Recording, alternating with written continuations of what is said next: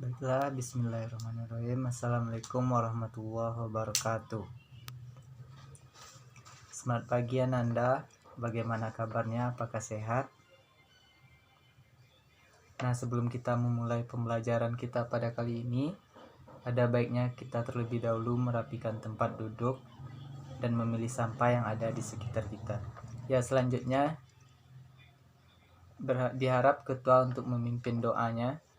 Nah, sebelum kita masuk kepada materi pembelajaran kita pada hari ini, ada baiknya kita terlebih dahulu mengulas kembali materi minggu sebelumnya. Adakah yang ingat apa itu materi minggu sebelumnya? Ya, dipersilakan kepada Tiwi.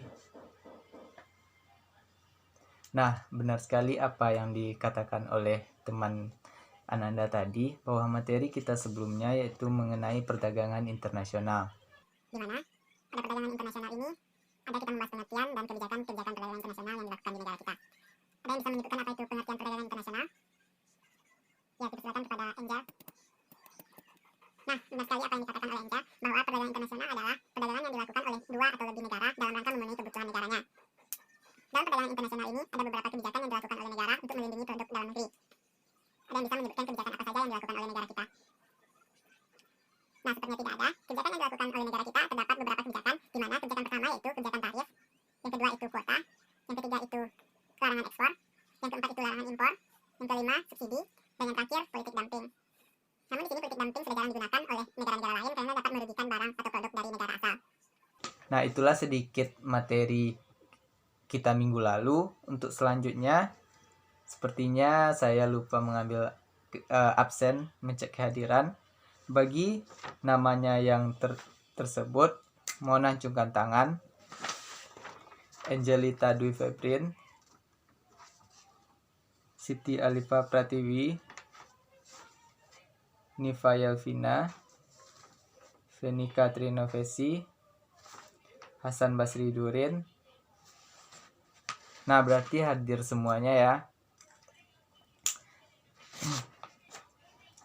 Nah, pembelajaran kita pada kali ini materinya yaitu pasar modal, di mana tujuan pembelajaran kita terdapat 4 poin penting. Yang pertama itu apa itu pasar modal atau pengertian dari pasar modal. Yang kedua, peran pasar modal. Yang ketiga, lembaga penunjang pasar modal. Dan yang keempat, instrumen produk dari pasar modal.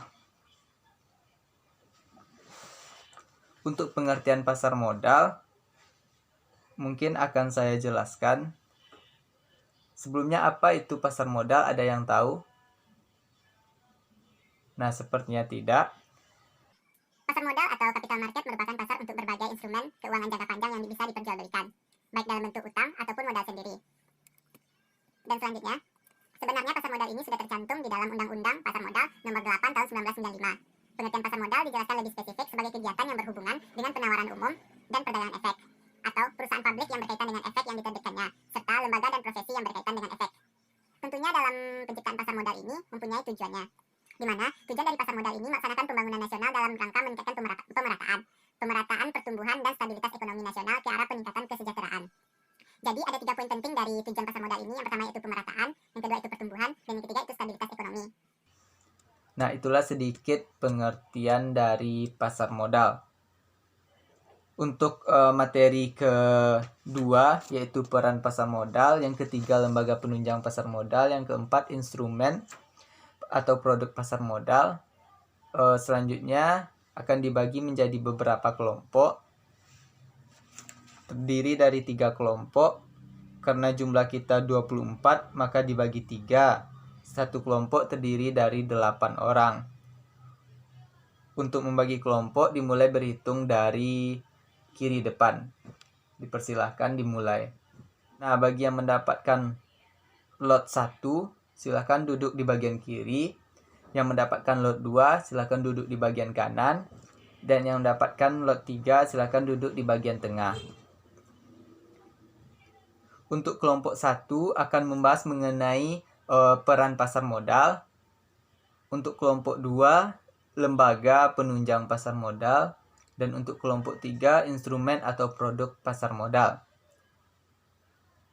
Untuk buku sumbernya, Ananda bisa mencari bahan di internet dan menggunakan buku sumber. Buku sumber tersebut buku ekonomi halaman 149.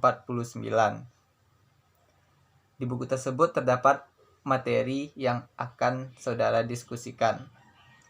Untuk waktu diskusi, saya akan memberi waktu 15 menit. Adakah yang mengalami kendala? Sepertinya tidak. Waktu diskusi kita sudah habis. Langsung saja untuk mempresentasikan kepada kelompok 1 mengenai peran pasar modal. Ya, benar sekali apa yang dikatakan oleh kelompok 1 bahwa peran pasar modal memberikan peran besar bagi perekonomian suatu negara karena memberikan dua fungsi sekaligus. Fungsi di sini yang dimaksud yang pertama itu fungsi ekonomi dan yang kedua itu fungsi keuangan. Pasar modal dikatakan memiliki fungsi ekonomi karena pasar modal menjadikan fasilitas atau wahana yang mempertemukan dua kepentingan, yaitu pihak yang memiliki kelebihan dana atau dapat dikatakan sebagai investor, dan yang kedua itu pihak yang memerlukan dana. Dengan adanya pasar modal, maka perusahaan pabrik dapat memperoleh dana dari masyarakat melalui penjualan efek saham dengan prosedur. Yang selanjutnya, pasar modal dikatakan sebagai fungsi keuangan karena pasar modal memberikan kemungkinan dan kesempatan memperoleh imbalan bagi pemilik dana. Dan selanjutnya, sesuai dengan karakteristik investasi yang dipilih, jadi diharapkan dengan adanya pasar modal, aktivitas ekonomi menjadi meningkat karena pasar modal merupakan alternatif pendanaan bagi perusahaan-perusahaan untuk meningkatkan pendapatan perusahaan. Nah, itulah materi yang dibahas oleh kelompok 1 mengenai peran pasar modal. Selanjutnya kepada kelompok 2 yang membahas mengenai lembaga penunjang pasar modal. Perwakilan kelompok 2 dipersilakan untuk mempresentasikan hasil diskusinya. Benar sekali apa yang dikatakan oleh kelompok 2 bahwa terdapat beberapa lembaga penunjang pasar modal. Agar kegiatan pasar modal ini dapat terlaksana dengan lancar, efektif, dan efisien serta teratur, kegiatan pasar modal didukung oleh lembaga dan profesi penunjang. Di antara lain yang pertama itu manajer investasi, sepertinya tidak perlu dijelaskan lagi pengertian-pengertian tersebut. Kustodian, yang selanjutnya itu penitipan efek, yang selanjutnya menyediakan transaksi efek, wali amanat, perantara pedagang efek, penjamin emisi efek, biro administrasi, dan terdapat beberapa lembaga penunjang pasar modal lainnya. Yang selanjutnya, di sini kita akan sebelumnya terima kasih kepada kelompok 2 yang telah mempresentasikan hasil diskusinya mengenai lembaga penunjang pasar modal. Selanjutnya dipersilakan kepada kelompok 3 atau kelompok terakhir yang akan menjelaskan mengenai instrumen atau produk pasar modal. Ya, dipersilakan kepada perwakilan kelompok. Benar sekali apa yang dikatakan oleh kelompok 3 tadi, di mana instrumen atau produk pasar modal ini terdapat beberapa poin. Yang pertama yaitu saham. Saham ini merupakan tanda penyertaan atau kepemilikan seseorang atau badan dalam suatu perusahaan. Yang kedua itu ada obligasi. Obligasi adalah surat berharga atau sertifikat yang berisi kontrak antara pemberi pinjaman dan yang diberi pinjaman. Yang ketiga right. Right ini merupakan hak bagi pemodal dalam membeli saham baru yang dikeluarkan emiten. Yang keempat itu ada waran. Waran ini memang jarang kita dengar karena waran ini sangat kecil sekali digeluti oleh para pemegang saham. Waran adalah untuk membeli saham biasa pada waktu dan harga yang sudah ditentukan. Yang kelima itu ada reksadana. Dilihat dari sifatnya, reksadana dibagi menjadi dua, yaitu reksadana terbuka dan reksadana tertutup, seperti yang dijelaskan oleh kelompok tadi. Nah, itulah materi kita pada kali ini. Beri A+ untuk masing-masing kelompok.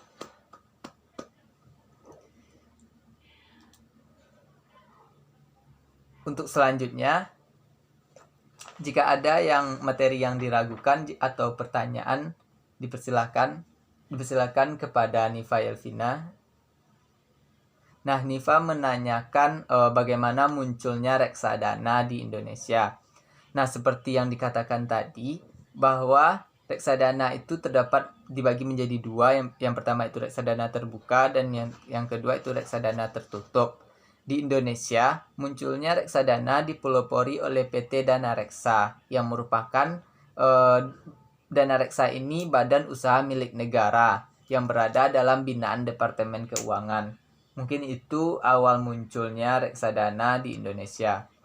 Nah, itulah materi kita pada kali ini. Untuk selanjutnya, adakah yang bisa menyimpulkan materi kita pada hari ini? Ya, dipersilakan kepada Angel. Terima kasih kepada Angel yang telah menyimpulkan materi kita pada kali ini. beri A+ untuk Angel. Selanjutnya bagi Ananda, silahkan buka buku halaman 170. Di sana terdapat soal tersebut dijadikan tugas untuk di rumah.